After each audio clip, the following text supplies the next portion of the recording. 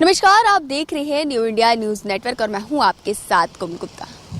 आपको बता दूं, मेरे पीछे आप एक सोसाइटी देख रहे हैं, चिंटल्स पैराडाइज सोसाइटी। ये वही सोसाइटी है जहां पर फरवरी में 2022 में मंजिला इमारतें गिरी थी, जो कि काफ़ी भयानक एक हादसा था कह सकते हैं। उसमें 2 महिलाओं की मौत हो चुकी थी।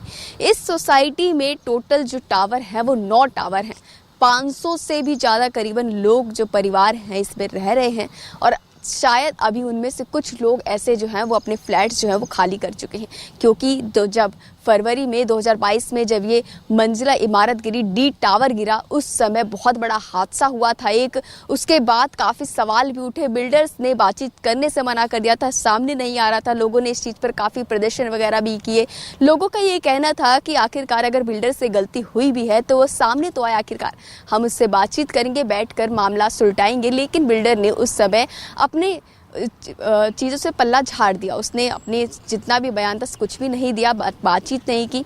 लेकिन अब प्रशासन ने इस चीज़ को ये कहा है कि अभी भी इसमें जब ये टावर गिरा था, जब इसमें जांच की गई तो जांच में ये पता चला कि इसमें जो सरिया यूज़ होती है, सरिया इस्तेमाल की जाती है, उस सरिया में पहले से ही जंग लगा हुआ था। उस जंग को छुपाने के लिए उस पर पेंट कर दिया गया।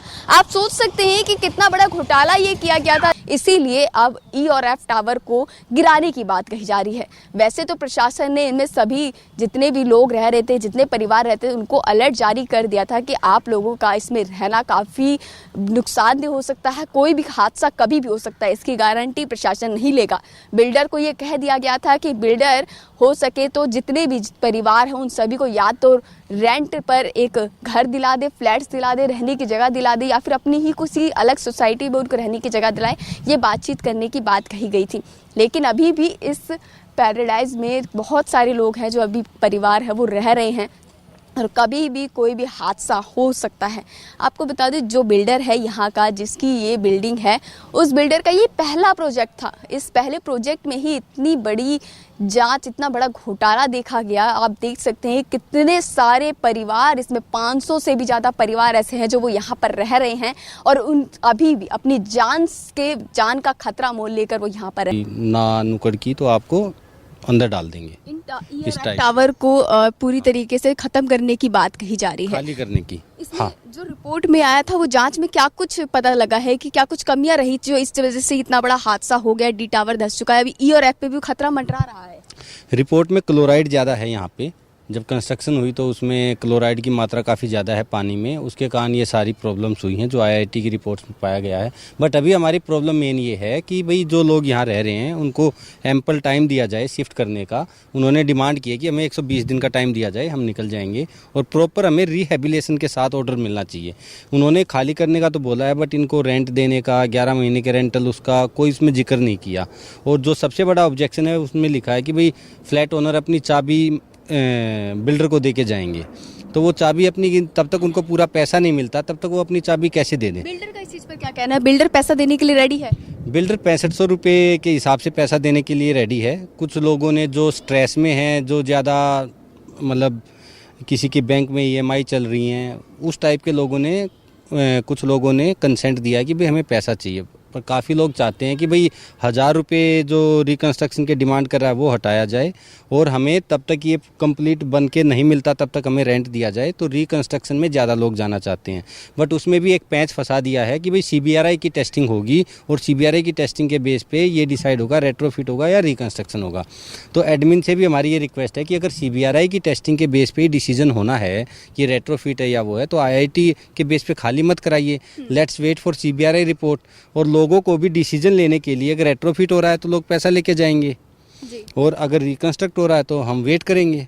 तो उस पे भी डिसीजन लेने के लिए भी CBRI का वेट करना बनता है। अभी फिलहाल आप लोग, अभी कल देखा गया था आप DC कार्यालय गए थे, तो क्या कुछ बातचीत हुई है वहाँ पर, क्या कुछ कहना है? DC साहब तो अवेलेबल नहीं थे, छुट्टी पे चल रहे हैं। तो ADC साहब से मिले, अराउंड 3-4 घंटे का वेट करने के बाद ADC साहब से मिलने का मौका मिला। तो ADC साहब ने कल 1 बजे हमारी मीटिंग बुलाई है, जिसमें बिल्डर भी आएगा, हम भी होंगे और EF टावर के लोग भी होंगे।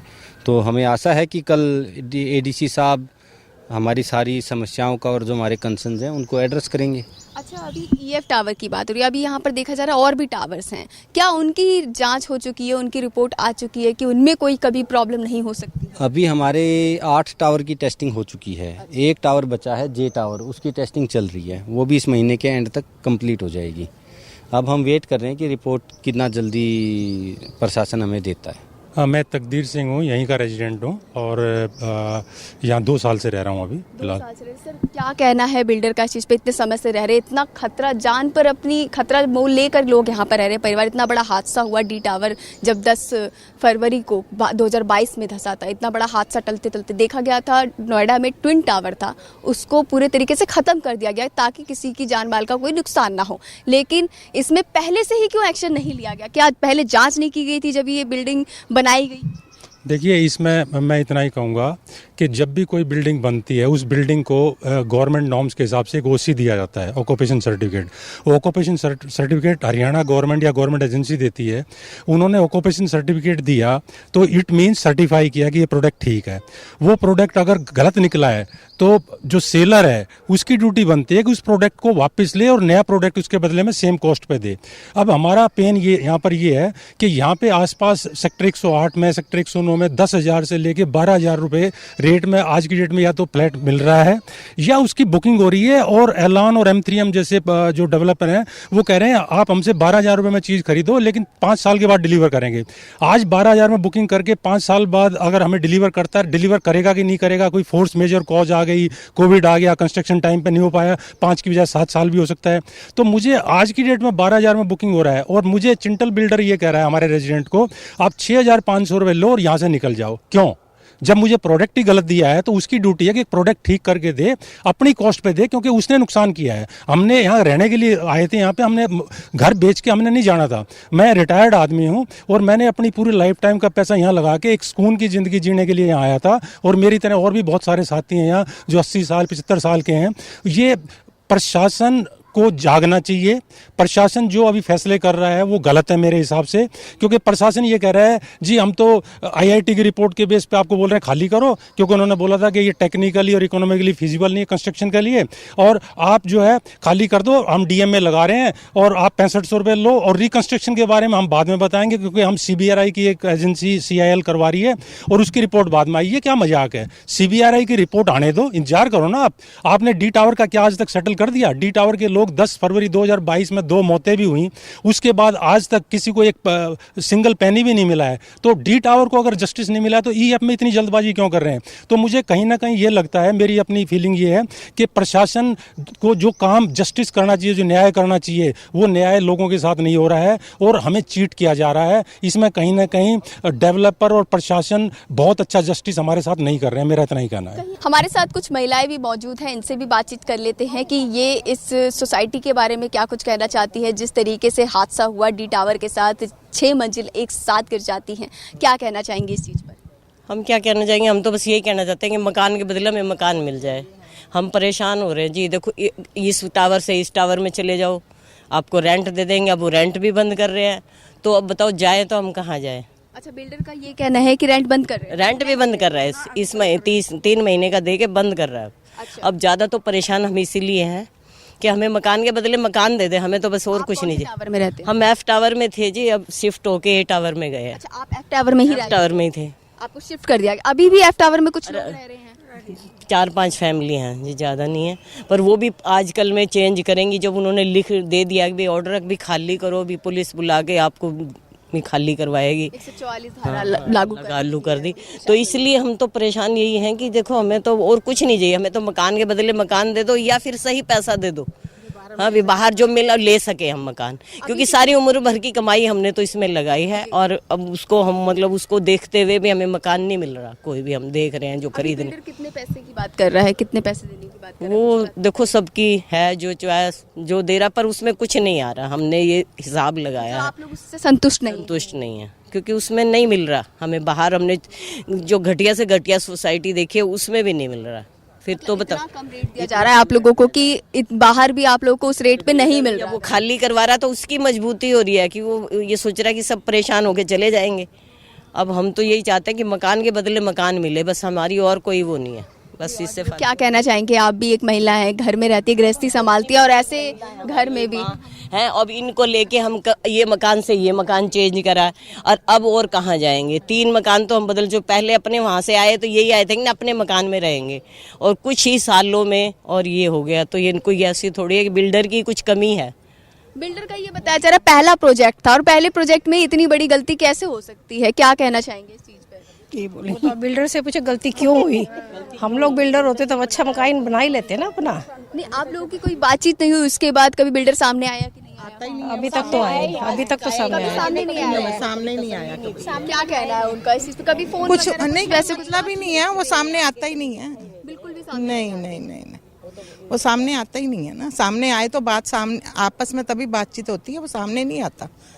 आप कौन से टावर में रहते मैं जे टावर में हूँ। हैं? जे टावर में रहते हैं। क्या लग रहा है जे टावर में भी कुछ कमी हो सकती है जिस तरीके से हम तो कहते हैं भगवान की दया से ठीक ठाक ही निकले और हम यहीं रहें क्योंकि जो पैसे वो देने के लिए कह रहा है इस टाइम EF को या DEF को दे रहा है, उसमें कुछ नहीं आना है। हमारे साथ ये डी टावर के लोग भी ये डी टावर में है। आप डी टावर में रहते हैं? डी टावर में क्या इस तरीके की उस समय हादसा जब हुआ था कैसा लगा था? क्या हुआ था, जब हमारी तो दुनिया ही हिल गई थी। जिसने टावर पे तो डी टावर में 9th फ्लोर पे। 9th floor. हाँ जी, लेकिन उस टाइम हम घर पे ही थे। जैसे ही आवाज आई धड़ धड़ धड़ की, हमने सोचा पता नहीं क्या आग सी लग गई। अब क्योंकि वो उसका गुबार था धूल का, लेकिन हमने सोचा धुआं है। लेकिन जब नीचे उतर के देखा तो ऐसे छत गिरी हुई है और पता चला कि ऐसे ऐसे 6 फ्लोर गिर गए हैं। लगभग कितने लोग घायल हुए थे उस समय? 2 की तो डेथ। महिलाएं तो खत्म हो चुकी थी। हाँ, उन्हीं का ही ज्यादा था। हाँ, 2 घायल हो गए थे। 2 घायल हुए। एक घायल हो गया और 2 डेथ हो गई। हाँ, 2 की डेथ हो वो मेल मेंबर हुए थे जिनकी वाइफ की डेथ हुई थी। अच्छा, फर्स्ट फ्लोर के लोग पता था कि लेंटर गिरने वाला है, वो लेबर सारी भाग गई थी। मतलब पहले से ये पता था? पता था उन्हें, जस्ट 10-15 मिनट पहले पता चल गया था। उसके बावजूद कोई एक्शन नहीं लिया गया? नहीं लिया गया।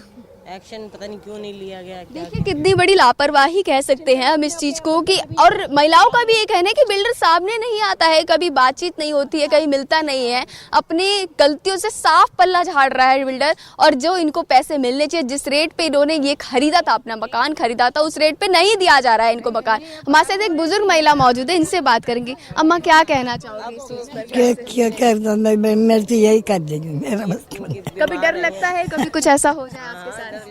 ना हमारे पर मैं नहीं, तुम कभी नहीं आ सको। लिफ्ट साथ में लेके आते हैं।